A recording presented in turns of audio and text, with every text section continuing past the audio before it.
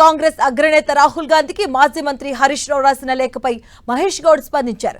22A BRS అనవసర రాద్ధాంతం చేస్తుందని విమర్శించారు.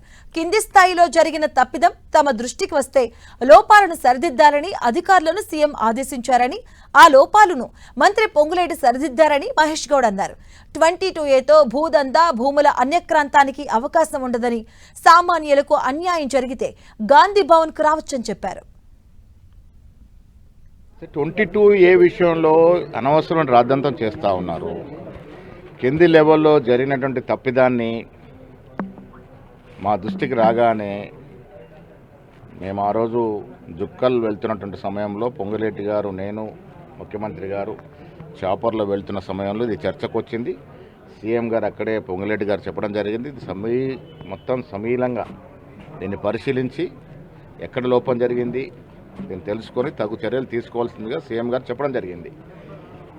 ఇది ప్రజాప్రభుత్వం. గతంలో మాదిరిగా